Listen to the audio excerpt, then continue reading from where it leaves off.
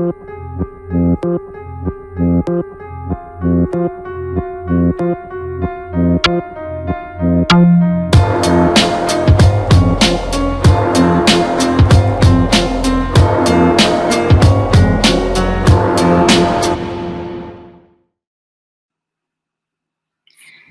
días, buenas tardes o buenas noches. Yo soy Anael Ibarra y estamos en otra edición de Estratos.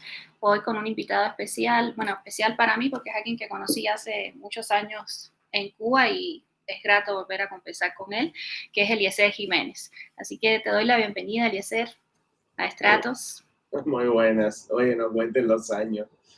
No, ni para ti ni para mí, eso se detuvo en Cuba. No descubren. Así es. Bueno, Eliezer creo que no necesita mucha presentación, pero igual para quien no lo conozca y nos esté viendo, Eliezer es un periodista cubano, cineasta, documentalista. Yo lo conocí también videoartista, así que me gusta decirte también videoartista. No sé si te sientes cómodo con esa etiqueta. Y sí. Profesor. Y es periodista, de hecho, le costó sangre, sudor y lágrima, como dicen, llegar a obtener el título de periodismo en Cuba. Cuéntanos un poco, Eliezer, ¿cómo fue tu relación con la institución educativa, específicamente la educación superior, y todo tu proceso de formación y los inconvenientes, las violencias que viviste dentro de la universidad durante varios años? Bueno, antes de hablar de la llegada a la universidad, me voy a posicionar un poquito antes, porque, sí. Mira, yo soy un muchacho de un pueblo que se llama Vertientes, que queda en Camagüey. Es un pueblo, como la mayoría de todos los pueblos del campo de Cuba, con muchas limitaciones. Entonces, mi familia son campesinos y yo no tengo ninguna relación familiar con la cultura. En este sentido, soy una anomalía del sistema porque normalmente una gente que nace en vertientes no llega a hacer películas, hacer periodismo, muchas otras cosas. Entonces, yo entro a la universidad por la Orden 18, que era una, digamos, oportunidad que te daban si tú pasabas 2 años de servicio militar, que en Cuba es obligatorio, y te portabas bien, te daban esa oportunidad de ir a un premilitar, pasarte 1 año en un premilitar, y según tu escalafón podías entrar en la universidad. Es decir, para un muchacho como yo, que no estudió un preuniversitario, sino que estudió en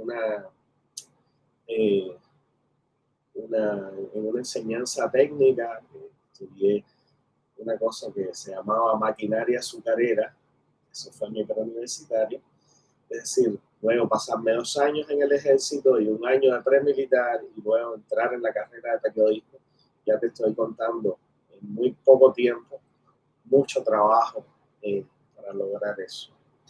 Y para mí el periodismo, yo era muy ingenuo en esa época, era bien joven, y uno siempre ve lo bello que puede ser el periodismo, que es la oportunidad de contar historias.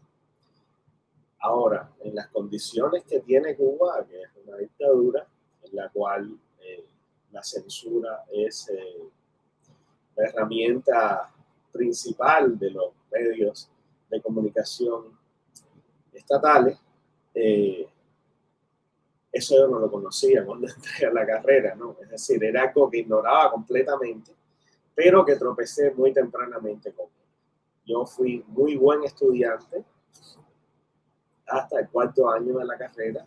Yo tuve el Premio Nacional de Periodismo Cultural Rubén Martínez Villena 2 veces. Es decir, era una persona que en las prácticas de la carrera me iba muy bien, hasta que yo decidí hacer un corto, digamos, documental, reportaje sobre la higiene de los baños en la universidad. Y entonces eso fue asumido por la dirección de la universidad como un acto contra la revolución. Yo recuerdo hace muchos años, no voy a decir el número, hace muchos años. Yo recuerdo ese día, eso nunca lo voy a olvidar. Ese filme que se llama Toilet Ando Sin Ganas, que está en YouTube libre, si alguien lo quiere ver, yo lo presento al almacén de la imagen y lo selecciono para ponerlo en una categoría que se llamaba Coffee Arábiga. Esa categoría era para filmes que tuvieran determinado conflicto con la realidad. Se hacía una exhibición especial con un grupo de personas muy reducido y se hacía un debate. Esa exhibición era un homenaje a Nicolás Guillén Landrian, que es un director cubano, camagüeyano, muy importante en nuestra filmografía nacional. Y ese día que yo voy a esa exhibición, digamos 2 horas antes, a mí me llaman a la oficina de la rectora de la universidad y la rectora, el decano de la facultad, el secretario del Partido Comunista de Cuba de la universidad y el agente de la seguridad del Estado de la universidad me hacen el primer abordaje violento, tratando de medrarme para que yo no fuera a esa exhibición. ¿Qué te decían? O sea, recuerdas. Ya bueno, sé que... sí, la rectora empezó muy agresiva, es decir, me acusa de contrarrevolucionario. Ella me dice que la revolución no quiere los baños sucios de la universidad, que es un problema del bloqueo, del embargo, que no tienen las condiciones para tener los baños con la higiene adecuada. Y de ahí ella salta, cuando ve que yo le respondo, le digo, bueno, pero están haciendo una cerca de cemento gigante alrededor de la universidad en vez de utilizar esos materiales para arreglar los baños, ¿no? Y me parece que ella se sintió vulnerable con eso y además porque ellos no están acostumbrados a que tú les respondas. Y entonces no, y menos un muchacho en una universidad. Y en periodismo, que son siempre muy obedientes, ¿no? Entonces, de ahí salta ella y así ataques como tú eres un asalariado del imperio, eres un agente de la CIA, eres un agente del imperialismo, y ya tú sabes que cuando te colocan y te clasifican en esa dirección, ya tú no tienes vuelta atrás. Yo lo estaba descubriendo ese día, yo no... Es decir, te estoy hablando con el conocimiento de muchos años, ya no solo viendo mi experiencia personal, sino la experiencia de muchos conciudadanos nuestros que han padecido esa... ¿Y hubo amenazas? O sea, si decidías exhibir el filme. Sí hubo amenazas, y las amenazas se cumplieron, ¿no? Inmediatamente me dicen que la universidad es para los revolucionarios y que yo no tenía una conducta revolucionaria. Ahí empieza salta el decano y salta el jefe del partido de la universidad, y el seguroso siempre muy cauteloso, él se quedó en silencio, ¿sabes? Y hacía notas y tal. Y bueno, el decano y el secretario del partido siguieron el mismo discurso de la rectora, ¿no? Además, era un discurso amenazante, inquisitivo y a gritos. Estábamos en una oficina y yo supongo que la secretaria de la rectora escuchaba afuera lo que me estaban, los improperios, ¿no? Y yo todo el tiempo, de verdad te lo digo, me defendí con mucho temor. No te puedo decir que en ese momento yo fui el hombre más valiente del mundo. Tú sabes que te estás jugando ahí muchas cosas, tú sabes, la oportunidad tuya de terminar la universidad, que para una persona como era yo en esa época, eso era lo más importante de mi vida. ¿Eso en qué año fue, Eliezer? Eso fue en el año 2010. A mí me hacen un primer intento de expulsión en el año 2008. Pero en ese momento no me expulsan, me hacen firmar un compromiso de que yo voy a ser muy obediente y me voy a portar muy bien. Ese tipo de... ¿Y en esa ocasión por qué fue? En esa ocasión siempre es, te lo digo, siempre es, ellos tratan de llevar al papel otras razones que no son las reales. Ellos trataron en esa ocasión de llevar al papel que yo tenía una indisciplina en la beca.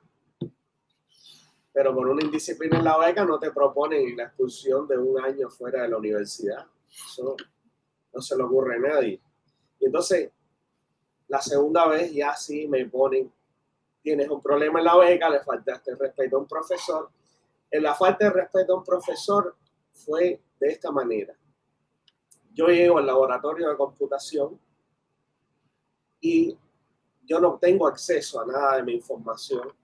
En aquella época los estudiantes tenían una carpeta y tú accedías y tenías ahí determinada información. Ahí estaba toda mi información personal. Ingenuamente yo tenía cosas ahí como ese cortometraje de los baños de la universidad y todo eso. Ingenuamente, yo no tenía no solo la experiencia, sino el conocimiento de que en ese país habían perseguido a montones de gente, a miles de personas. A la mayoría de la población de ese país las persiguen aún. Entonces, yo llego y no puedo entrar y voy y hablo con el técnico y el técnico pone una carita así como que no te puedo decir lo que está pasando. Y sigo hasta donde está el jefe de la seguridad informática, supuestamente de la facultad. Y entonces el tipo se comporta de una manera que a mí no me gusta y yo, cuando me mando. Y me mandé. Después yo me di cuenta que eso era una provocación para que yo actuara de esa manera y eso documentarlo como una falta para sacarme de la universidad.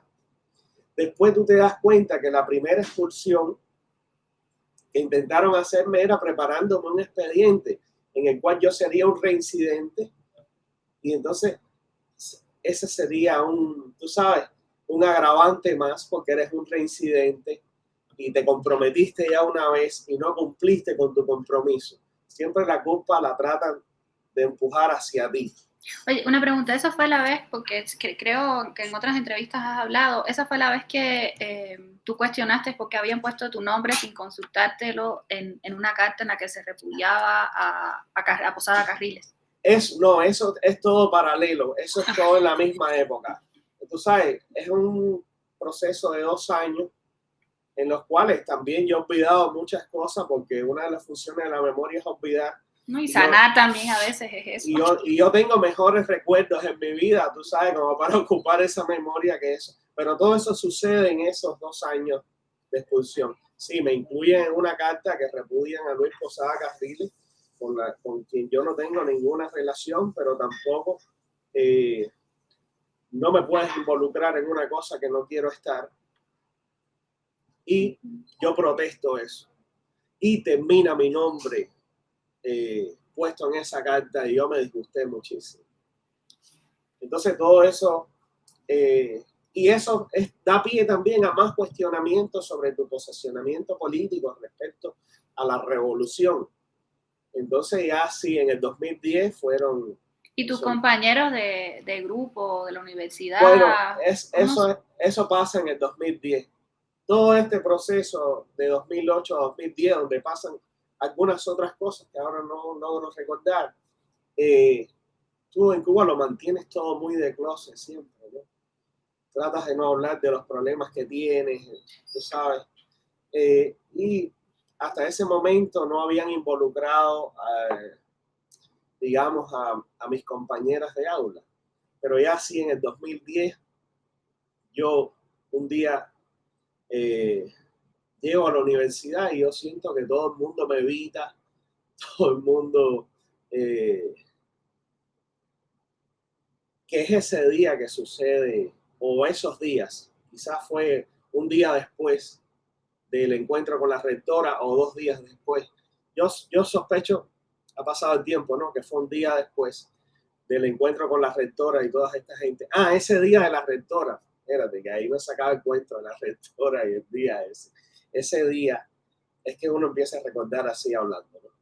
Ese día, cuando yo salgo de la reunión, a mí no me paraba nadie. Yo iba a la presentación del cortometraje. Y yo salgo para la parada a coger la guagua que me va a llevar hasta la Asociación Hermanos ahí, donde era que se iba a hacer este evento con el corto de los baños y que se iba a hacer esta discusión. Y yo salgo para la parada y yo estoy en la parada y pasa un hombre en una moto y da la vuelta. Y cuando da la vuelta, se para donde yo estoy. Yo era la única persona que estaba en la parada.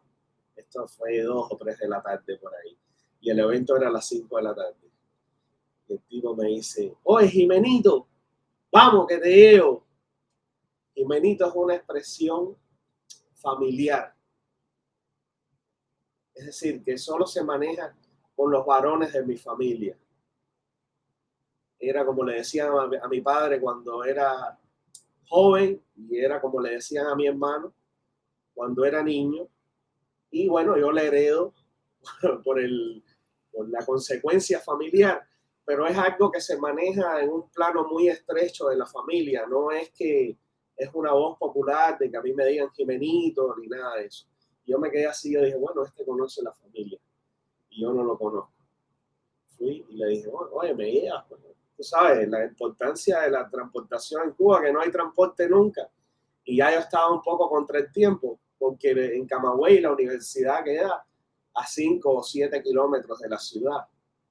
Me monto con aquel tipo en su moto y el tipo empieza a criticar la construcción del muro que están construyendo en la universidad. Y empieza a criticar la universidad y de ahí salta a criticar el gobierno y todo eso. Y a mí se me montó el paranoico. Yo y el tipo hablando ahí, desbarrazando. Y no sé, un mecanismo de defensa psicológico, yo no sé lo que me pasó, pero se me montó el paranoico y yo dije, con este yo no hablo. De ahí saltó a hablar de mi mamá, saltó a hablar de mi papá. Y bueno, en ese momento llegamos y el tipo me dice... O sea, conocía a la familia. Sí, eso es parte de los operativos de la seguridad del Estado, tú sabes, incriminarte con cosas que son importantes para ti. Y me pregunta por mi hermano y me habla de mi hermano desapareció, es un desaparecido del estrecho de la Florida. Y es un punto muy sensible para mí y para mi familia. Y es algo que siempre, tú sabes, esos dolores se llevan de closet infinitamente. Y ya cuando me pregunta por mi hermano, yo dije, aquí hay algo demasiado raro. Me bajo, le doy las gracias y el tipo me dice, yo soy fulano de tal, el agente de la seguridad del Estado que atiende tu caso. Y yo me quedé así, yo dije, yo soy un caso de la seguridad del Estado. Y me dice, y yo creo en ti y yo confío en que tú eres un revolucionario. No me defraudes. Y ese día yo me di cuenta que no era solamente un agente que fue el que dio la cara en la reunión con la rectora, sino es que eran 2 agentes.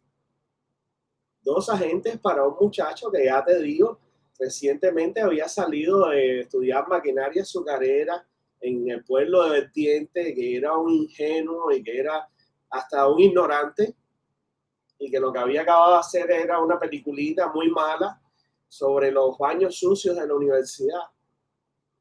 Y ahí, bueno, yo caí sin paracaídas en la realidad. Tenía 2 agentes. Llegué con la paranoia más grande que te puedes imaginar, que puede tener un ser humano, y me di cautelosamente las palabras que dije en ese evento sobre los baños de la universidad. Y ya mi vida fue completamente otra a partir de ese momento. Yo vigilaba todo lo que hacía, era la paranoia en persona, fue horrible. Al día siguiente o al segundo día llego a mi aula, nadie me saluda y ahí hacen el primer acto de repudio. ¿Tus compañeros? Mis compañeras de aula. Sí. Dicen que es un análisis de grupo o whatever el nombre que le pongan, pero eso es un acto de repudio. Si una compañera tuya con la cual tú has sido su amiga hasta ese día te grita, Eliezer, defínete, o estás con nosotros o contra nosotros, la revolución es más fuerte que tú y te aplastamos, eso no es un análisis de, tú sabes, eso es un acto de repudio. Y así siguieron los comentarios de ese tipo, y eso duró, digamos, 2 o 3 horas, yo arrinconado en un aula. Sin profesores, solo los alumnos. Solo los alumnos. O había algún profesor, no me acuerdo ahora mismo, pero fue muy desagradable. Al día siguiente pasa lo mismo. Y ya a mí no me dejan entrar más a la universidad. Y como digamos en una semana traen una resolución, un documento en el cual me obligan a firmar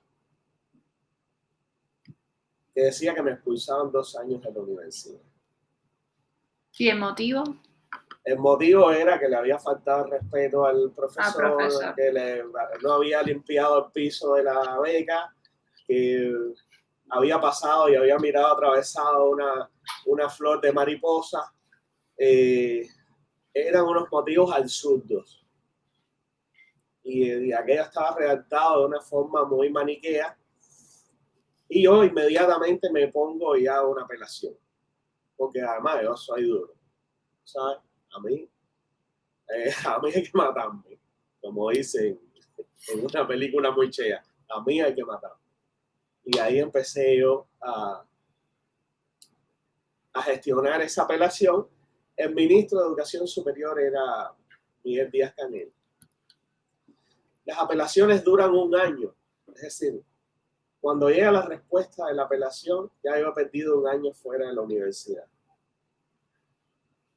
Entonces, llega la respuesta de la apelación y Díaz-Canel se declara con lugar en parte hacia mí y declara que el proceso no procede, da una serie de explicaciones, pero es un acápite que dice que la facultad tiene la última voz sobre el proceso. Y la facultad, yo voy muy contento en el proceso, no sé qué, me tienen que volver al aula, y la facultad confirmó que eran 2 años fuera. La inmensa mayoría de la gente, cuando sale 2 años de la universidad, no regresa más. No, claro, o sea, se vinculaste completamente. Sobre todo un tipo que tenía 28 años, que empezó la universidad con 24 años, por todo lo que te conté, de que estudié en un tecnológico, maquinaria azucarera, luego me pasé 2 años de ejército, luego 1 año de premilitar. Tú sabes, con 28 años, tú estás en 4º año de la carrera, prácticamente la tienes terminada, te botan 2 años y lo que esperaban ellos era que yo no regresara más. Pero bueno, yo fui fuertecito y esperé los 2 años. Ya después de esa apelación, ya tú no tienes más nada que hacer, porque si vuelves a apelar, es otro año más. Es otro año más y pierdes los 2 años. Al final, te dan o no la razón, tú perdiste los 2 años. Y bueno, por suerte, actuaba retroactivamente, es decir, todo el tiempo que tú perdías contaba para tu condena. Oye, ¿conservas esos documentos? Sí, los conservo. Ahora mismo no sé ni dónde están, pero los conservo. Los conservo. Si hago un esfuerzo, te los puedo mandar. De verdad. La cosa es, amiga, que me he hecho esos 2 años fuera de la universidad. La novia que tenía me botó. Los amigos que tenía dejaron de ser mis amigos. Porque te estigmatizaron. Sí, te conviertes en una no persona. La gente te coge miedo.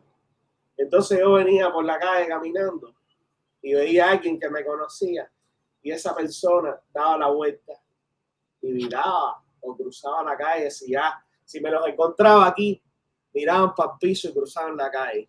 Gente que había sido mis amigos hasta el día anterior. Así fue eso, me salió una úlcera en el estómago. La pasé mal, muy mal diría yo. No me merecía eso. Yo era muy buen estudiante, tenía, como te conté, había ganado 2 veces el premio de periodismo cultural siendo un estudiante y era un premio para gente profesional.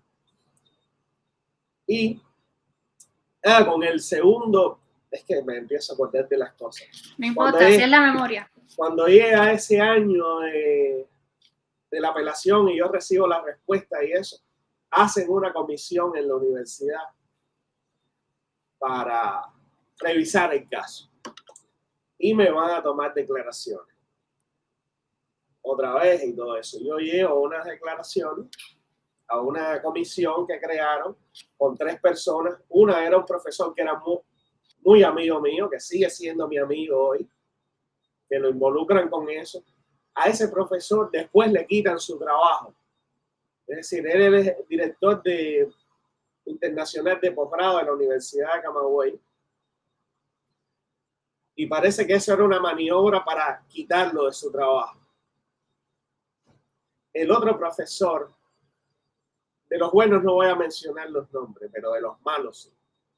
Adrián Cancino, que era un agente de la seguridad del Estado declarado y que se le pasa su vida entera sacando pantalones en las redes sociales, lo hace actualmente. Que si yo los cojo, los voy a partir la cabeza, que tengo aquí un palo para partirle la cabeza a los contrarrevolucionarios. Es una persona que va por el mundo de esa manera, ¿sabes? Y la otra persona es Marta Mariño, que era una compañera de aula mía, con la cual yo no tenía mucha relación, mis relaciones con ella no pasaban de la cordialidad. Y eso, en vez de tomarme declaraciones, se convirtió como un pequeño acto de repudio también, ¿no? Donde Marta María y Adrián Cancino me atacaban. Y entonces eran como 2 policías malos y uno bueno. Pero este hombre era mi amigo y después sufrió las consecuencias. A mí yo me muero de la vergüenza porque yo sí, aunque yo no tengo la confirmación de que lo hayan votado por eso, yo creo que sí lo sacan de su trabajo por eso y me da mucha pena eso, ¿no? Por eso seguimos siendo amigos hasta el día de hoy. No, resulta que Marta María Mariño ahora celebra aquí el 4 de julio tomando cerveza Palma, que es una cerveza que se parece mucho a la cerveza Cristal, que es extremadamente sospechosa, ¿no? Entonces celebra el 4 de julio aquí, ay, que el 4 de julio, el imperialismo que rico es y todo eso. Pero esa no es la única vez que a mí me ha pasado. Yo me encontré con una de las verdugas mías aquí, subiendo una escalera de Miami-Dade College. Me encontré con María Teresa Mujaiber, que fue la persona que me gritó en aquel acto de repudio: Eliezer, ¿estás con nosotros o contra nosotros? La revolución es más fuerte que tú y te aplastamos. Yo me encontré con ella aquí en Miami. La gente más antiimperialista del mundo resulta que ahora les encanta el imperialismo. Ya se reconciliaron. No, no creo que haya reconciliación. La verdad. No, te digo, no tú, te digo ellas, reconciliadas con el imperio. No, yo no sé, yo creo que ni siquiera se reconcilian, solo que son personas oportunistas allá y aquí y ya. Entonces, ese tipo de cosas, esa comisión que se crea, vuelve más o menos a reescribir el mismo documento con el cual termino yo 2 años fuera de la universidad. De nuevo, esos 2 años fuera de la universidad, gracias a quien tenga que agradecer.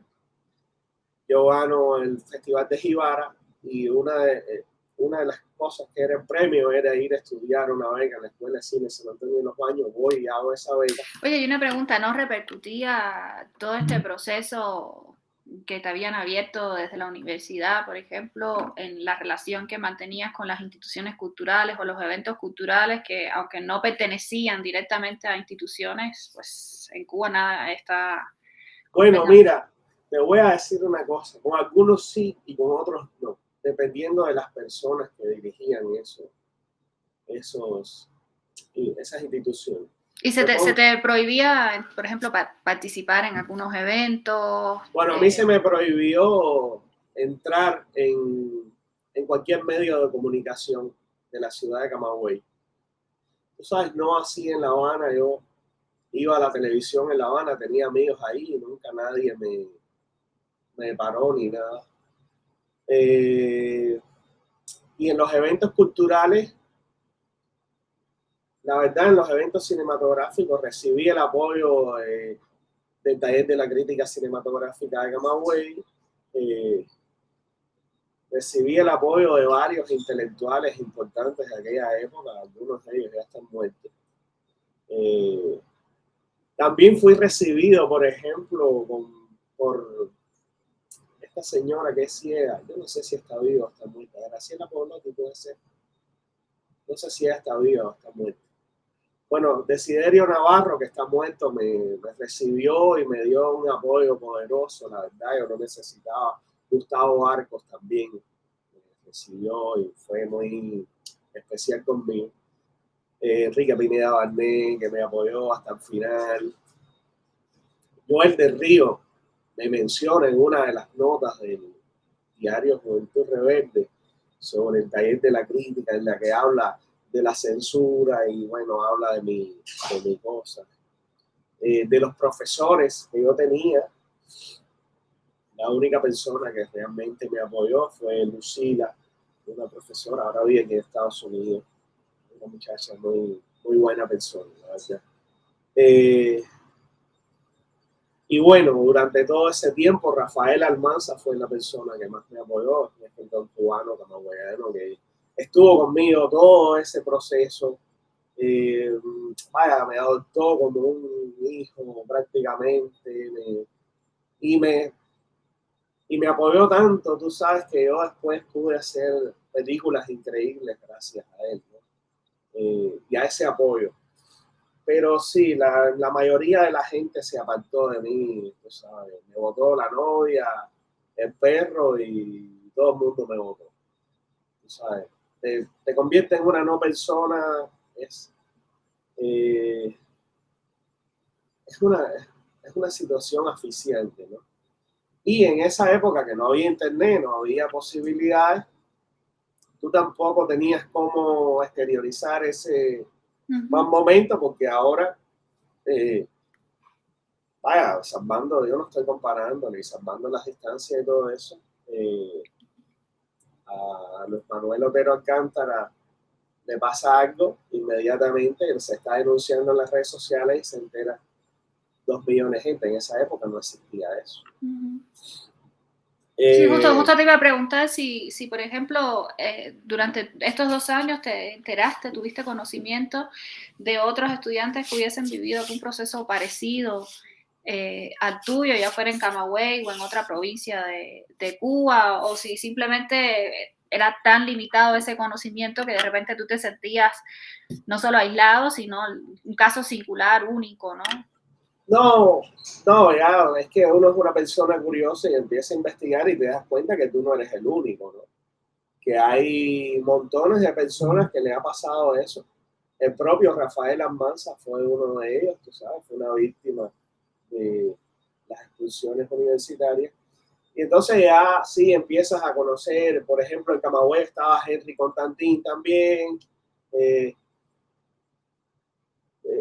y uno se apoya, tú sabes, con un poco de paranoia también, porque en Cuba, en esa época, yo no sé ahora, porque hace 9 años que no vivo en Cuba, lamentablemente el trabajo de la seguridad del Estado ha sido tan eficiente que ellos no solo han logrado poner un policía en el corazoncito de cada cubano, sino que cada cubano piensa que el que está al lado de él es un agente de la seguridad del Estado. Entonces tú vives con esa paranoia, es horrible, ¿no? Que tú no confías en nadie, no quieres hablar de tus problemas con nadie, y eso va calando en ti psicológicamente, ¿no? Y al mismo tiempo los paranoicos también nos persiguen, no es que tú te sientas distante de eso. Yo recuerdo encontrarme con ese compañero que me atendía en todas partes. O sea, yo iba a un evento cultural y el tipo estaba ahí. No, te digo ya como participante activo del evento cultural, como un simple observador. El tipo estaba ahí, venía a hablar conmigo, me preguntaba sobre mi mamá, sobre mi papá, desde cuándo yo no iba a ver dientes. ¿Sabes? Eran estas presiones psicológicas que te iban poniendo, ¿no? Ah, claro, mucho antes de llegar a este tipo de presiones psicológicas, ellos intentaban reclutarte. Como yo no accedí al reclutamiento, de alguna manera ellos intentan sumarte al principio, te dan ciertas prebendas, te ofrecen, ¿sabes? No, nosotros podemos producir tu próxima película y tú verás que va a ser diferente, te vas a encontrar más optimista. Y yo yo no quiero eso. Yo no quiero eso, pero eso te va recolocando políticamente de cara a la seguridad del Estado y entonces tú pasas de ser un problema para ellos a intentarte convertir en un aliado de ellos, intentando eso, a luego convertirte en un enemigo. Con ellos no hay una posición intermedia, o estás con nosotros o contra nosotros. Es así como opera la Revolución Cubana. ¿Sabes? Son ese grupo que está en el poder, es una mafia organizada, muy organizada, operan como una familia mafiosa, ¿sabes? Y es el crimen organizado, ¿entiendes? Es el crimen organizado con un discurso internacional en el cual ellos quedan como héroes, ¿sabes? Fidel siempre hizo eso. Tú vas por ahí a cualquier lugar del mundo y tú te encuentras con 200 gente que sabe más de tu país que tú, que viviste 31 años ahí. Y además te dan cátedra de tu país, ¿no? Y tú dices, por Dios, ¿qué es esto? ¿Cuánta falta de respeto, no? Y tienes que asimilarlo. Yo ya ni cojo lucha. Antes discutía cantidad con la gente. Ahora les pregunto, ¿qué tiempo tú estuviste en Cuba? No, yo estuve 10 días. Fui a investigar a la Cinemateca. Pero tú sabes, yo viví 31 años. Eso que tú piensas de que Cuba es un paraíso, lo piensan muchos turistas. Y entonces la gente, tú sabes, sobre todo la gente del mundo académico, intelectual, cuando tú le dices turista, como que lo sorprendes, ¿no? Y ellos se quedan así, sorprendidos, me pescaron, ¿no? Entonces, pero es una cosa, lo cierto es que sí te convierten en una no persona. ¿Y se acercaron alguna vez a tu papá, a tu mamá? Yo no creo que se hayan acercado directamente a mis padres, pero sí se acercaron, tú sabes, a través de vecinos. ¿Ah, sí? Sí, eso sí lo hicieron. La primera vez que yo regresé a Cuba, luego de vivir en Estados Unidos como 3 años, me mandaron un mensaje con un amigo mío de que me estuviera tranquilo, que ellos no querían que me pasara nada, ese tipo de cosas, ¿no? Sí. Y en aquella época, Eliezer, durante esos 2 años, bueno, entre 2008 y 2010, los vecinos cómo respondieron. Me imagino que en todas partes era lo mismo, ¿no? O sea, te convierten... Sí, pero hay gente, tú sabes, los CDR no son los CDR que ellos quisieran que fueran. ¿Sabes? Tus vecinos que te conocen desde que tú eres un niño no caen en esas cosas. No. Siempre el chivatón del comité se puede prestar para cualquier cosa, ¿no? Pero no fue mi realidad. La verdad, mis vecinos siguieron siendo gente muy Cercanas a ti. muy cercana, ¿no? Entonces me estabas contando de Jibara cuando hicimos el paréntesis del premio. Ah, sí, bueno, Jibara fue una cosa muy especial. Yo gano con mi corto sobre mi padre, su fruto. Gano el premio no me acuerdo cómo se llamaba el premio, la verdad hace 2000 años. Pero es un premio que fue muy importante porque me ayudó a entrar a la escuela de cine, ¿no? Que sí, eso sí cambió mi vida completamente, porque yo empecé a conocer a mucha gente como yo, con, mi, con gustos similares y posiciones estéticas similares. Todavía te estoy hablando del año 2012, la gente no hablaba abiertamente de política, se hablaba en los pasillos, así, todos calladitos, muy bajitos. El 11 de julio es un hecho sin precedentes, pero sucedió 10 años o 12 años después, ¿no? Estoy hablando del año 2012. Pero bueno, sí, la escuela de cine sí cambió mi vida. Fue un proceso formativo importante para mí. Y de alguna manera yo me incorporé al cine nacional, ¿no? Aunque siempre desde una posición muy hippie, desde una posición outsider, yo siempre he tratado de hacer las películas así, porque quiero hacer las películas que yo quiero hacer. Tú sabes, cuando tú te comprometes económicamente con un fondo, con un... Yo no critico eso, la gente que lo haga, ¿no? Yo no lo he hecho. También he hecho películas con dinero de instituciones, pero siempre he mantenido las reservas y he aclarado desde el principio que se va a hacer mi punto de vista, no el punto de vista de nadie. Déjame ver. Estaba apagando la rumba, que está metiendo un ruido que se vea. La rumba, tú sabes, me salva la vida con la limpieza. Pero ya te digo, la escuela de cine fue importante a nivel formativo y a nivel de contactos. Y en ese tiempo que yo estaba fuera de la universidad hice eso, también hice varios trabajos dentro de la escuela de cine. Ya te digo, se convierte en parte de tu vida, ¿no? Después de eso, yo regreso a la universidad. Ya cuando yo regreso a la universidad, es decir, pasan los 2 años y yo presento la documentación para incorporarme a la universidad. Y, por ejemplo, una institución que me había apoyado durante ese tiempo fuera de la universidad, que no te lo mencioné, porque la memoria anda a su ritmo, fue el Centro Pablo. El Centro Pablo me apoyó a hacer un documental que fue muy importante para mí en esa época, que se llama En un paquete de espaguetis. Es un documental sobre un corto que hizo Sandú Darié Enrique Pineda Barnett de arte cinético, que lo hizo en 1963. Eso se engavetó, se censuró y terminó luego convirtiéndose en parte de la colección del Museo Reina Sofía. Y entonces ese es un documental que documenta todo ese proceso, ¿no?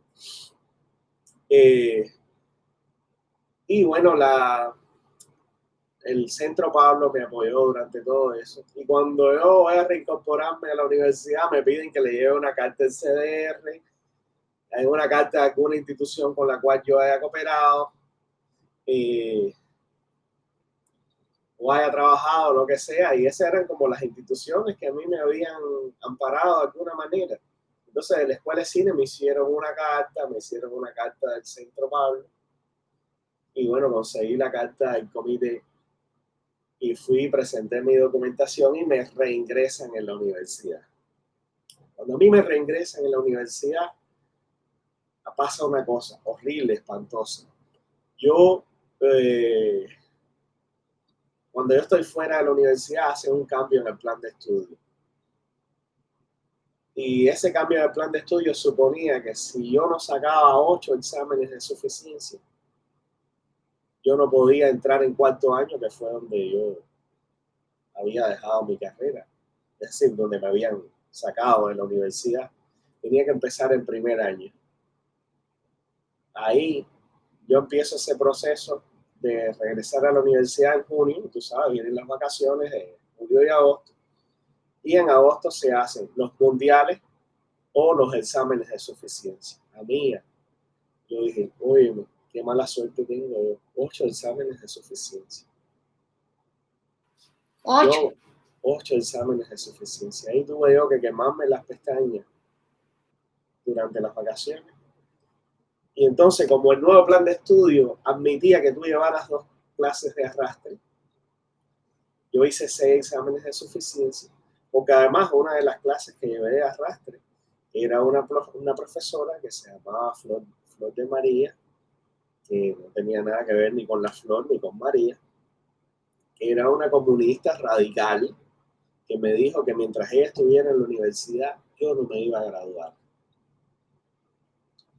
Y su clase era una clase de pensamiento político, de esas clases que tú no quieres tomar, pero que te obligan, porque además es con ese enfoque marxista, maniqueo, no, ni siquiera es marxista, es un enfoque maniqueo. Y ya, tú sabes, el marxismo es algo respetable, el enfoque maniqueo no. El enfoque maniqueo del mundo y de la realidad, muy distante de cualquier razonamiento. Tú tienes que repetir como un catecismo, como el peor de los catecismos. El catecismo es una cosa noble que aspira a que los niños mantengan una conducta razonable, ¿no? Y esa mujer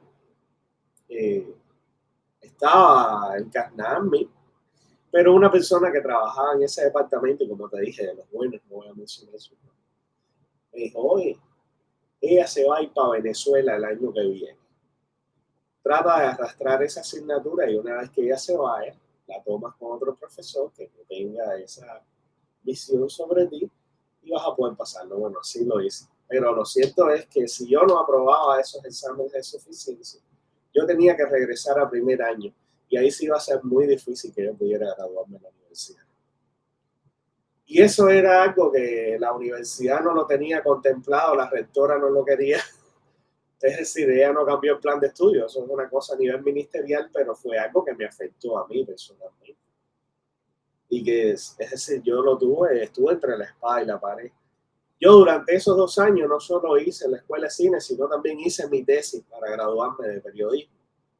Es decir, yo nunca paré de trabajar en función de la universidad.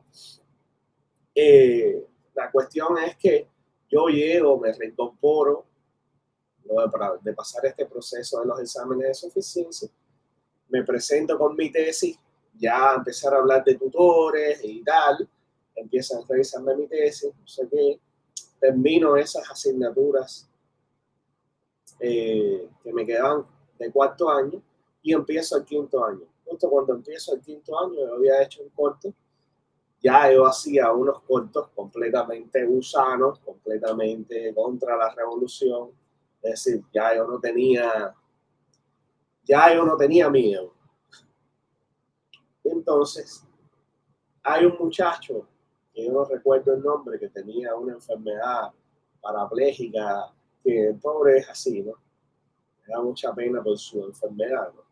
Aunque es tremendo perro cingado y tremendo perro chivatón. Un amigo mío fotógrafo le hace unas fotos, esto es en 5º año, le hace unas fotos y me dice, mira, coño, por favor, llévale las fotos que le hice a este muchacho. La verdad que se veía bien, un tipo que normalmente se ve espantoso por su enfermedad, ¿no? Y le dije, coño, yo se la llevo. Tú sabes, muy amable yo con aquella situación. Pongo las fotos en una memoria que está ese corto. Le doy la memoria a ese muchacho no solo coge sus fotos, sino coge el cortometraje y va y se lo presenta al decano. Ahí empieza un nuevo proceso de exclusión de la universidad. Y el decano me llama para un lugar que yo supongo que había micrófonos ahí, porque si no, no me llamas a conversar a ese lugar. A ver, ya te estoy hablando de que han pasado 2 años de vigilancia en la seguridad del Estado, donde he vivido todas las cosas y todos los días me encuentro con el puto agente de la seguridad.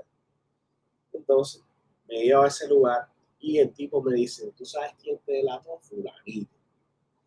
Y tú sabes que yo quiero que tú te gradúes. Y bueno, se hace el policía bueno. A lo mejor, vaya, estaba intentando sacarme alguna información, qué sé yo. Y yo, ajá. Pues tú sabes, ¿no? Que los paranoicos también los persiguen. Bueno, al otro día se me apean con que me sacan 1 año de la universidad.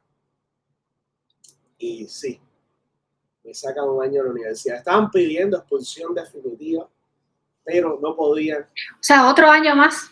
Sí, no podían votarme expulsión definitiva porque parece que en el reglamento estudiantil, yo no lo recuerdo ya, hay algún acápite que dice que cuando estás en quinto año no te pueden votar de la universidad definitivamente, a menos que te comas un niño crudo, digamos. Y entonces ya empieza nuevamente el proceso, ¿verdad?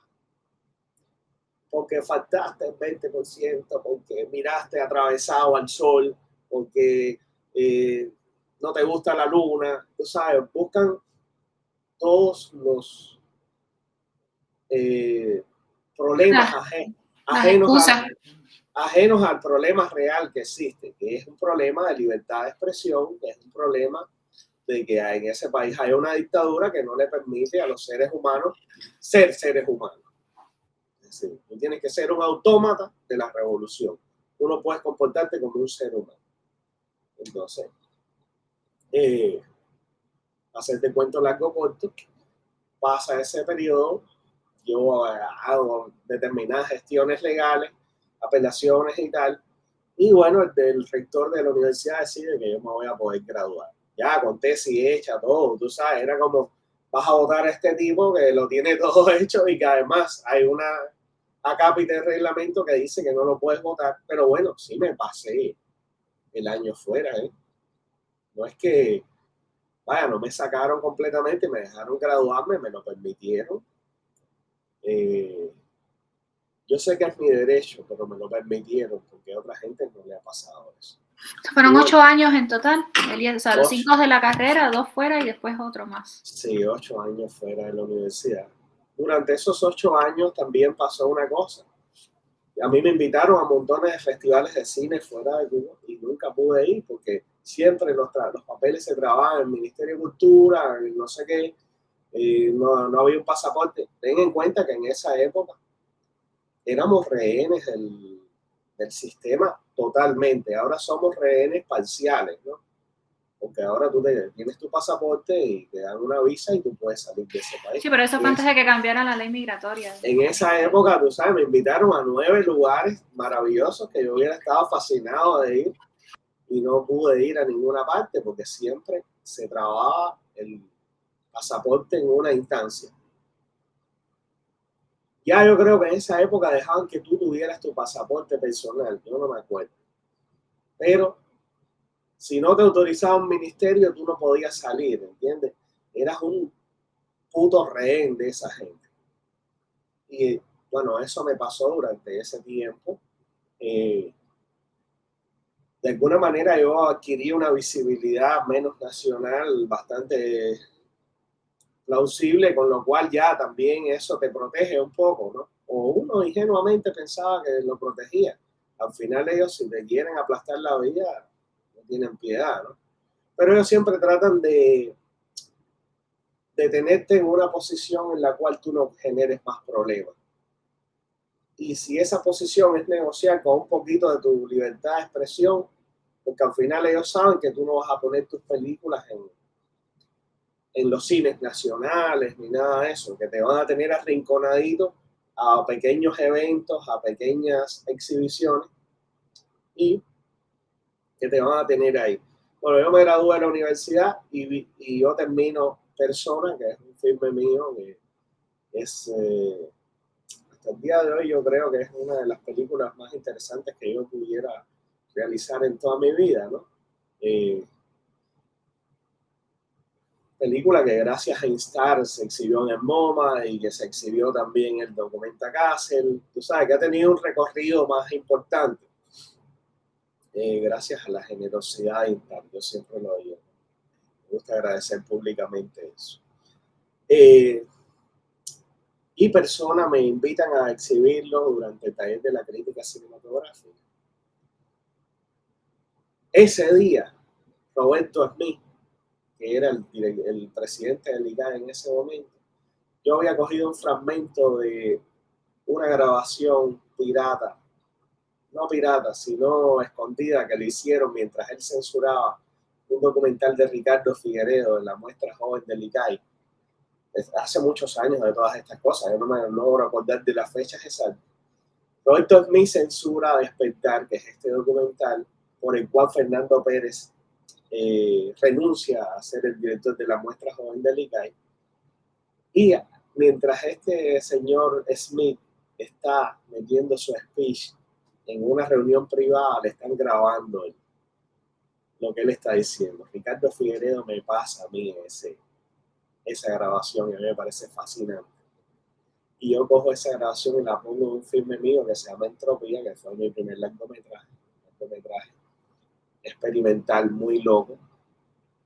Y ese largometraje lo ve Roberto Smith por los medios que ellos tienen, sé yo cómo lo vio, y el tipo se vio ahí, el tipo me metió una amenaza ese día, me dijo, oh, tú aquí no vas a sobrevivir al cine cubano, y te voy a hundir y te voy a acabar, y vaya, y bueno, me dijo que eso tenía implicaciones legales y que me iba a poner una demanda por dinero, y yo me cagué de la risa porque, tú sabes, tú me puedes hundir, me puedes hacer lo que sea, pero dinero yo no tengo para pagarte una demanda. Y ahí eso fue como risible, ¿no? Resulta que eso pasa y 2 horas después se pone Persona en este espacio del taller de la crítica. O sea, este encuentro con Smith fue 2 horas antes de que se proyectara Persona en el encuentro de la crítica. Sí. Bueno, ahí ya sí fue, ahí se paró un agente de la seguridad del Estado y comenzó a atacar la película. Así ya abiertamente. Rolando Díaz, hoy tremendo amigo, tremendo maestro del cine, una persona que quiero y admiro muchísimo, me defendió ese día. Él estaba ahí. Como quiera que sea, las personas que viven fuera de Cuba ven la realidad muy distinta. Y él se levantó y me defendió, yo se lo agradezco infinitamente. Pero una vez que yo salí de ese evento, voy hacia mi casa en Camagüey, es, digamos, las 8 de la noche, está así a 2 luces, es en una época que ya hicieron el cambio de horario. Los recuerdos, tú sabes, esos recuerdos visuales que a uno le quedan de los momentos más difíciles de la vida de uno. O yo así llego a una esquina y se me para un tipo al lado y me dice, oye, ten cuidado al cruzar la calle, mira lo que le pasó a Paya. Y yo lo miro así. Y digo, sí, cuidado. Cuidado con lo que tú dices. Y ya, bueno, era como el 4º, el 5º agente de la seguridad del Estado que yo me había encontrado en mi vida. Eso no te lo dice un ciudadano normal. Eso no te lo dice un tipo que se cruza contigo en una calle. Te lo dice un agente de la seguridad del Estado. Y después de eso yo recibí una invitación de venir a Estados Unidos. Ya ahí se terminó mi vida en Cuba. Me dieron la visa para venir a Estados Unidos, una visa de 5 años en esa época. Cuando te daban una visa de 5 años, tú eras el rey. Yo no sabía que existía un programa de intercambio cultural. Yo vivo en otro planeta. Toda la vida he vivido ajeno a la mayoría de las cosas que me pasan. No sé si por ingenuidad o por torpeza. Y entonces vengo a Estados Unidos y bueno, ya una vez que llevaba un tiempo aquí, decidí quedarme a vivir aquí. Me encantó la libertad que me presta este gran país que es Estados Unidos. Es decir, no tengo la necesidad de mendigar la libertad ni de fajarme por mi libertad. Ellos me la prestan razonablemente y yo la utilizo consecuentemente. Y así, bueno, llegué hasta aquí a Estados Unidos y en los 9 años que he estado aquí hice un máster en periodismo. Estoy terminando un doctorado en lenguas modernas, estudios de cine y estudios culturales. Y he hecho un montón de películas. Acabo de terminar un largometraje que estrenamos en el Festival de Cine de Miami, súper bien. Mi primer largometraje de ficción, muy loquito, se llama Havana Stories. Y en todo este tiempo yo he filmado mucho más que lo que filmé. Muchísimo más. Y con mejores condiciones y mejores oportunidades. Y bueno, esta comunidad cubana de Miami ha sido muy especial conmigo, me han recibido súper bien. Sobre todo mi trabajo, que es tan importante para un creador, ¿no? su trabajo tenga una recepción adecuada, ¿no? Ujú. Aquí empecé a preocuparme por otras cuestiones de de la cubanidad, ¿no? Cómo se vive la cubanidad transnacional, ¿no? Fuera de las fronteras nacionales. Y cómo yo creo que la cubanidad de Miami, eh, más que una comunidad de la diáspora cubana o del exilio, fundamentalmente somos exiliados porque estamos aquí por una razón política, ¿no? Independientemente de las clasificaciones académicas. Y la razón política por la cual estamos aquí se mantiene todavía en el poder.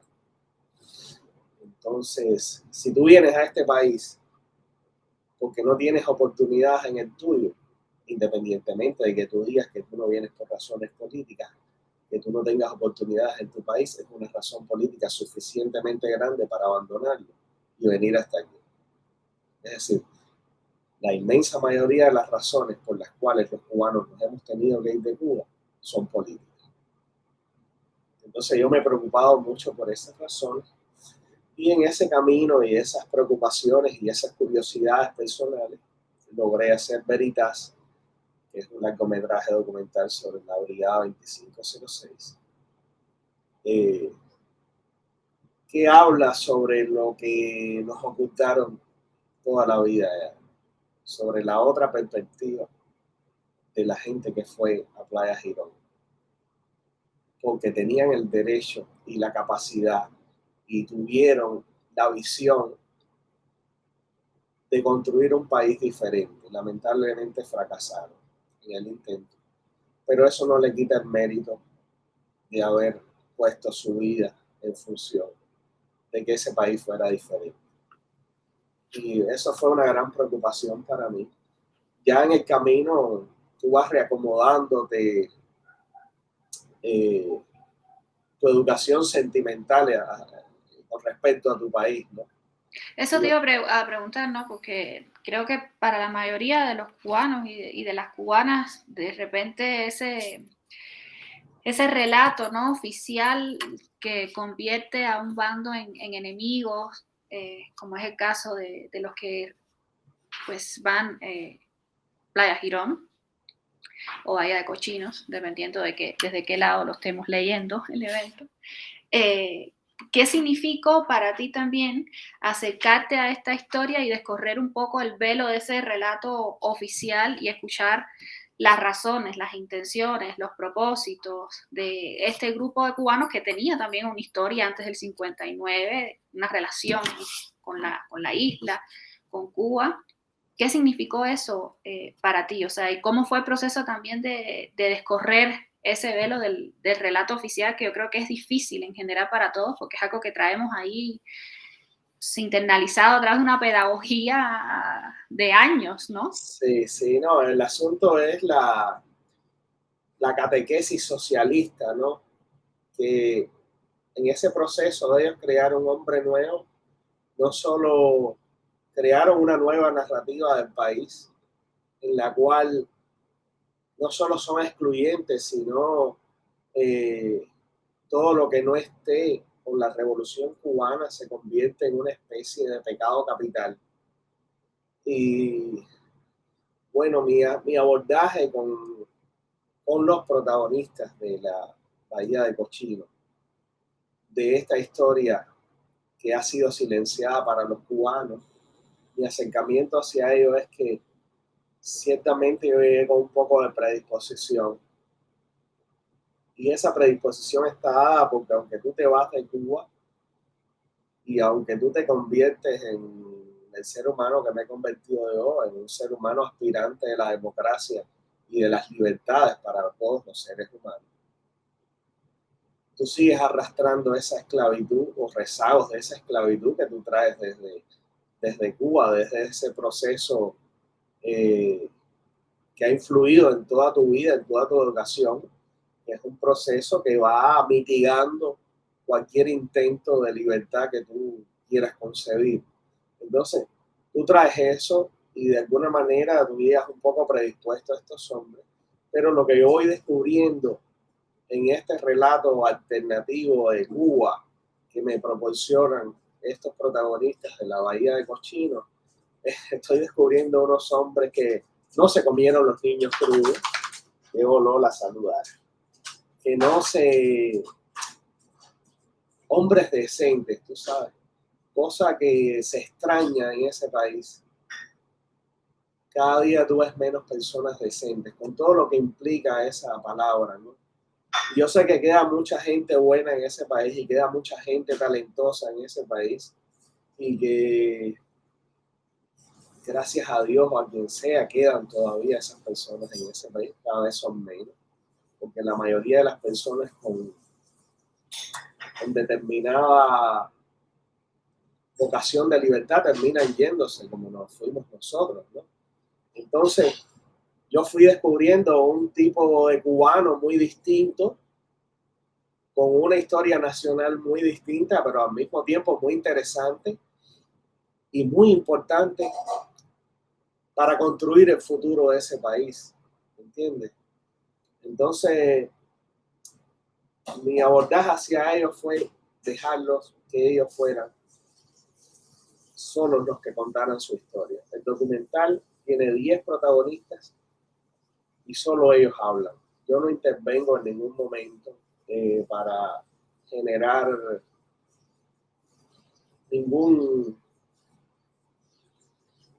ninguna mediación. Yo quiero que sean ellos los que cuenten su historia. Además, porque no han tenido la oportunidad de hacerlo en los 60 y tantos años que llevamos de esa dictadura. Y yo sé que funcionó, ¿no? El documental le ha ido súper bien, ha estado en 20 festivales internacionales, ha tenido el estreno aquí en Miami fue masivo, fue increíble las 2 funciones que tuvimos para presentarlo. Mi sueño sería poder presentarlo en Cuba, ¿no? Una Cuba posible en la cual eso no implique que ningún ser humano termine en un mal proceder, ¿no? Que no haya. Es un clima de libertad, me gustaría exhibirlo, ¿no? Durante el proceso de realización del documental, yo me tiré de loco a filmar en Playa Girón. Yo siempre he administrado muy bien mi cara de comer mierda. Y esa fue una de las veces. Como yo soy una persona de bajo perfil, ¿sabes? Yo no estoy tratando de llamar la atención continuamente. Puedo hacer esas cosas. Lo hice esa vez, no creo que lo vuelva a hacer, ¿no? No hay tampoco que tentar la suerte. ¿Pudiste grabar entonces? Sí, yo tenía la necesidad de ir a Playa Girón y encontrarme con lo que había ahí de la historia de esta gente. Y fui y filmé allá, filmé varios días. En el último momento tuvimos un ejercicio de paranoia mezclado con ciertos factores de la realidad, porque yo fui con un tío mío en un almendrón administrando, ya te digo, la cara de comer mierda, ahí firmaba aquí, firmaba allá, y la gente no se daba cuenta que yo estaba haciendo una operación de rescate de la memoria histórica completamente en contra de ese proceso que se llama revolución. Pero mi tío estaba muy prevenido y entonces él se da cuenta de que la señora que nos renta la casa donde nos estamos quedando es una especie de Airbnb a los cubanos. Recibe a un agente de la seguridad del Estado que han detectado unas personas sospechosas que somos nosotros.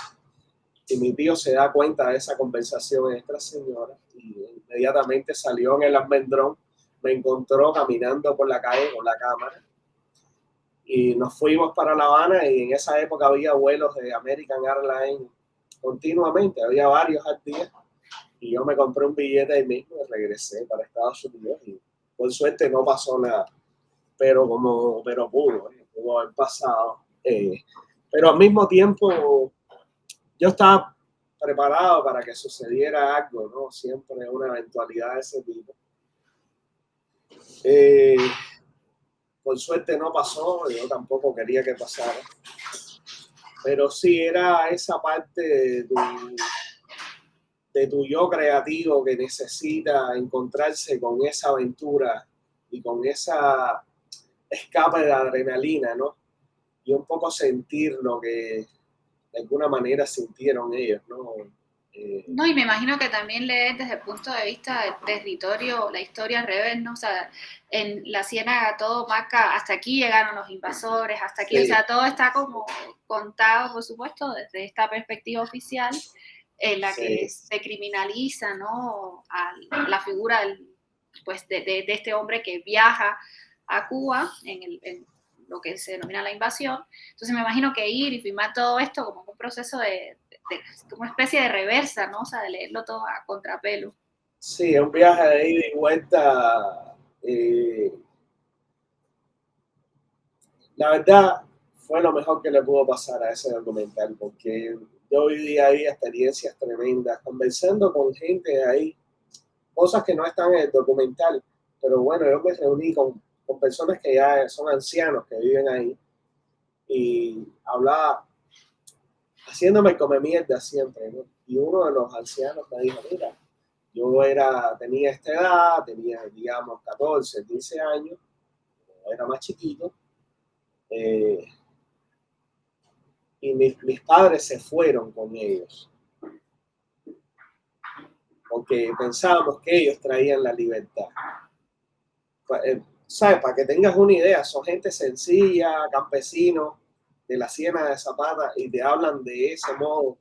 Tú dices, bueno, después tú sabes por tu conocimiento cultural que el régimen hizo un filme que se llamó El Brigadista, que es una de las películas, digamos, de los íconos del realismo socialista, que era de alguna manera cambiarle el nombre de brigadista. El brigadista es el que fue con la Brigada 2506, pero ellos lo que tratan es de reposicionar esa palabra en el brigadista que supuestamente estaba alfabetizando y trayéndole conocimiento eh, a los campesinos de la Ciénaga. Bueno, sí, le traía el conocimiento y también le estaba trayendo la propaganda y la esclavitud perpetua.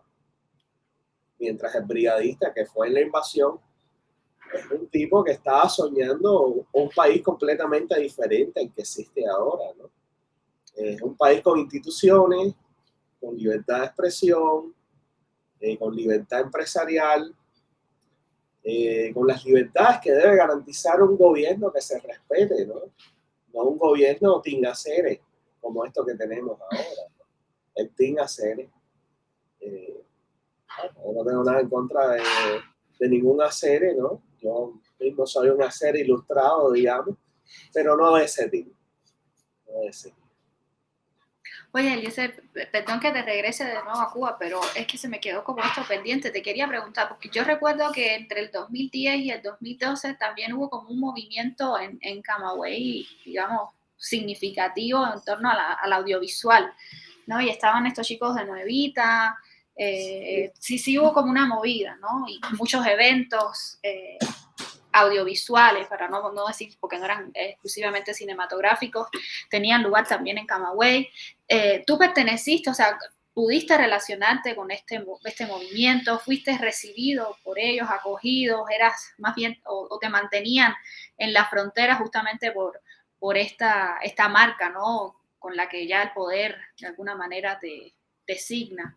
Te digo una cosa, el poder a veces no es el suficiente poder que ellos quisieran, ¿no? Porque si bien el tipo de la seguridad del Estado yo me lo encontraba en todas partes, a mí me dejaban participar de esos eventos, ¿no?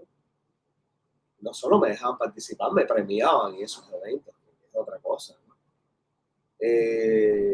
Y yo también disfruté mucho de eso, ¿no? Esa relación con la gente de mi generación en esa ciudad que Camagüey es un lugar especial y no es la rimbombancia ni lo que la gente piensa de los camagüeyanos, que a veces piensan que somos un poco pesados, pero sí es un lugar especial, es una provincia del interior, en un país donde todo se basa en la capital, y es una provincia donde suceden cosas, y no solo suceden cosas importantes a nivel cultural, ¿no? Entonces, vaya, es un privilegio ser de Camagüey, ¿no? No sé cómo estará eso ahora, la verdad. Yo llevo 9 años viviendo fuera de Cuba y estoy muy, muy distante de muchas cosas. Después, cuando tú llevas tiempo aquí en Estados Unidos, porque siguen llegando más amigos tuyos todo el tiempo y tú sigues recibiendo más amigos tuyos. Y entonces, ya soy una persona muy pendiente de Cuba 24/7. Yo me levanto todos los días y leo el diario de Cuba y leo Rialta y leo aquí y leo allá y veo las cosas de Intar y estoy preocupado por Cuba permanentemente. Pero siempre la realidad mediática es muy distinta a la realidad de ese país. Por mucho que esa realidad mediática cada vez en los medios alternativos, los medios independientes, cada vez está más cercana a una honestidad posible, hay siempre un desfasaje. Entonces llegan tus amigos y te empiezas a enterar de cosas que no están en los medios, en estos medios independientes, que tienen una vocación de honestidad muy interesante y muy importante, pero no llegan a ser sucesos mediáticos, pero son sucesos que de alguna manera son bien interesantes, ¿no? Cosas que quedan por fuera, digamos, de lo del 27N, cosas que no salieron en los medios, pero que tus amigos vivieron de manera personal y pudieron observarlo de otra manera. Así te vas encontrando muchos hallazgos, ¿no? Y, y al mismo tiempo un poco de extrañamiento, ¿no? Con lo que ha ido derivando tu país. Es una cosa, tú quieres estar pensando todo el tiempo en tu país, pero tú tienes una realidad muy distinta y muy distante también. Y entonces van ocurriendo estas cosas de extrañamiento, ¿no? No sé cómo explicarte esto, pero te da cierta sensación de que ya yo no estoy más ahí. O sea, yo estoy preocupado por la gente de ahí, preocupado por la evolución de ese país o por el desenvolvimiento de ese país, pero ya yo no estoy más ahí. Y el país que yo creo que es Cuba está un poco mezclándose entre mis recuerdos de Cuba y mis aspiraciones sobre Cuba. Y eso al final termina siendo mi trabajo en Estados Unidos, ¿no? Son esos estados aspiracionales que se mezclan con recuerdos personales o colectivos y, y es un poco esa Cuba que uno ve desde el exilio, desde la diáspora, tú sabes, con una vocación muy distinta, ¿no? A la gente que vive ahí. Que no tiene nada que ver con el amor que uno pueda tener por Cuba, que es otra cosa completamente distinta, ¿no? Yo creo que en esta persecución del sueño americano uno vive desvelado por Cuba. ¿Sabes? Esa es mi percepción de vivir fuera y de querer mucho a un país, ¿no? Como es Cuba. Yo sé, te hablo de eso y me emociono, ¿no? Me emociono por los compañeros de generación que siguen dando la batalla ahí, por los amigos que dejé ahí, que más nunca he vuelto a ver, por los baches de mi calle, por, por las cosas que vivíamos en los apagones, nos divertíamos también. Es terrible los apagones, ¿no? Cuando uno lo vive son terribles, pero tú te acuerdas de algo que tú viviste en un apagón. No sé, son pequeños espacios de recuerdo que no se le quitan, ¿no? De ese país. Y tú tratas de de imaginar cómo sería el futuro de Cuba. No sé, cada quien debe vivirlo distinto, supongo, ¿no? Yo siempre trato de vivirlo desde una emoción, ¿no? Que me sigue emocionando Cuba. Yo, por ejemplo, he descubierto a Puerto Rico y entonces veo en los puertorriqueños unos cubanos mejorados, ¿no? Así, eh, Y al mismo tiempo vivir en Miami tienes esta oportunidad de seguir viviendo en una salsa cubana, ¿no? Y a veces es un poco Spanglish, es un poco esto, pero la inmensa mayoría de la gente que vivimos en esta ciudad somos cubanos. Claro. Entonces, sigues hablando español todo el tiempo, sigues teniendo una vida muy cercana a Cuba, en los medios aquí se habla de Cuba el día entero, hay 20 cadenas de radio y 30 hablan de Cuba. Sobre Cuba. Te encuentras un cocodrilo en el Everglades y habla español. Sí, es así. Entonces, como, vaya, te vas de Cuba, pero ella no se va de ti. Está ahí todo el tiempo. A veces menos latente, a veces mucho más latente. Y, por ejemplo,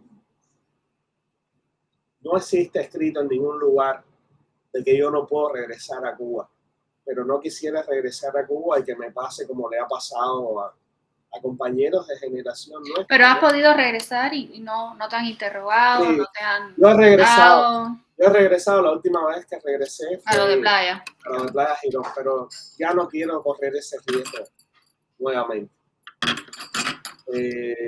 Tú sabes, no es una cuestión de cobardía, ni de sacar pantalones, ni nada de eso, sino sencillamente que yo puedo ser más útil a Cuba estando libre aquí, pensando sobre Cuba y haciendo películas sobre Cuba, que es en definitiva lo que yo soy.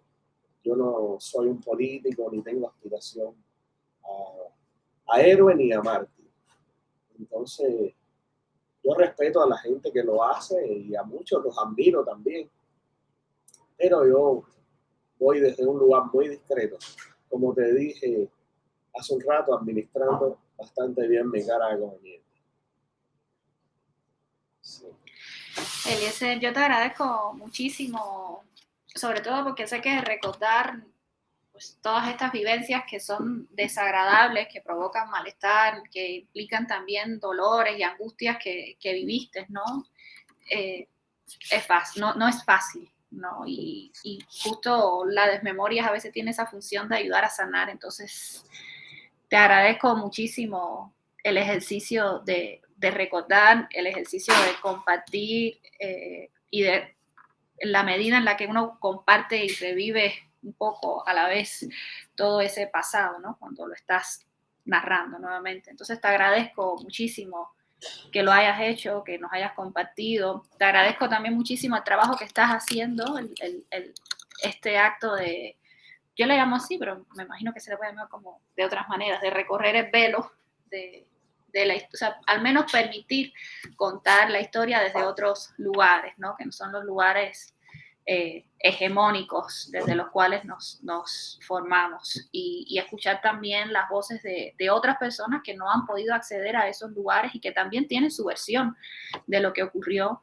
y de qué los movió a hacer lo que hicieron. Entonces, ese trabajo que estás haciendo creo que es espectacular, creo que es parte y que tiene que ser parte también de la historia de Cuba que en algún momento pueda reconstruirse de otra manera y no solo desde las diásporas, desde el exilio, sino también desde la propia isla. Y esperemos que en algún momento eso pase. Entonces, nada, te agradezco de verdad muchísimo la oportunidad de escucharte. Mi actitud es mantenerme siempre en la resistencia. Eso es importante para mí, mantenerme en la resistencia, sobre todo la resistencia cultural. Muchas cosas van a ser olvidadas, ¿no?, de nuestro país, pero la cultura siempre se mantiene, tú sabes, con una actividad y esa resistencia y ese ejercicio de resistir, tú sabes, a los discursos hegemónicos y a esa dictadura, yo creo que es como la gasolina de la libertad, ¿no? La gasolina de la libertad. Y el hecho también de vivir esta experiencia de exilio te hace sentir que no estás solo, ¿no? Que son muchas la gente que están viviendo de distintas maneras el proceso de la resistencia. Y eso, lo que más yo quisiera para mi trabajo es que sirviera a mucha gente para que cultiven esa fuerza que te da la resistencia, ¿no? Y esa gasolina de la aspiración de la liberación personal y de la liberación como nación, ¿no? Que somos los cubanos. Eso para mí ha sido mi vocación permanente. Y yo estoy infinitamente agradecido a ustedes por este espacio, a todo lo que genera Instar como institución, que es tan importante para ese país, ¿no?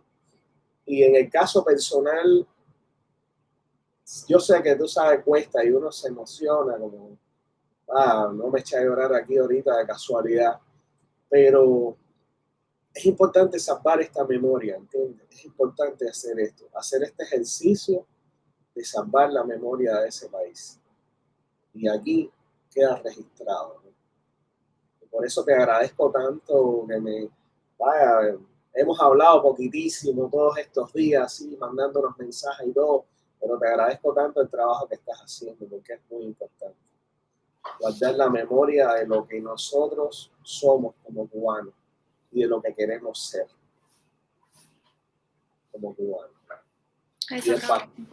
Y del país que queremos tener, tú sabes, los cubanos. Eso es importantísimo. Porque la voz se va regando y se va regando y se va regando. Y el 11 de julio demostró que podemos cambiar el destino de ese país. Y que es cuestión de tiempo y de resistir. Ya, yo no digo más nada. No, has dicho suficiente. Muchísimas gracias, Eliezer. Y solo te iba a decir que yo, justamente la primera vez que conocí de tu trabajo fue en el 2011. Y llegué a tu trabajo ya con una consideración, porque justo la idea que había en torno a ti era de que eras un muchacho conflictivo. O sea, y así llegué a tu trabajo en el 2011. O sea, en torno a un poco tu trabajo y alrededor de gravitando la idea de que era un arte incómodo, era un trabajo incómodo y que tú eras entonces, por lo tanto, conflictivo. Entonces, que sí pesa justamente esa etiqueta que dejan caer sobre la gente, que además termina siendo una marca moral, ¿no? Porque termina siendo una marca moral y que determina mucho la relación que establecen contigo el resto de las personas, pero que sobre todo te aísla a ti, o sea, te deja fuera de una red de apoyo importante. Entonces, nada, solo quería compartirte eso, que justo así te conocí en el 2011, o sea, tu trabajo, y nada. Pero fíjate, pero hay que ser optimista porque hay más gente solidaria de las que conocemos. Hay mucha más gente solidaria de las que conocemos. Y al final la vida me ha ido demostrando que eran 4 estúpidos los que me hicieron esos actos de repudio y los que me quisieron, tenían mucho poder, podían destruirme la vida, pero eran 4. La enorme cantidad de personas solidarias conmigo a lo largo de todos estos años, la lista es tremendamente grande y tremendamente linda. Por eso te lo digo otra vez, la resistencia es lo más importante. Sí. El castrismo cree que tiene todo el tiempo del mundo y nosotros tenemos que creernos que vamos a resistir hasta que cambiemos esa realidad. Si no, no hay posibilidad.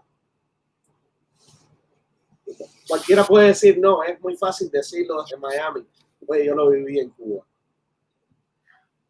Y lo viví con este nivel de conciencia que tengo hoy. Claro, yo he crecido como ser humano en otras dimensiones, ¿no? Y tengo 40 años también. Se me ha caído el pelo y me ha salido cana. Pero es esa vocación a la resistencia y a demostrarles que uno está resistiendo y que está observando, y que está observando todo el tiempo, que no está descuidado.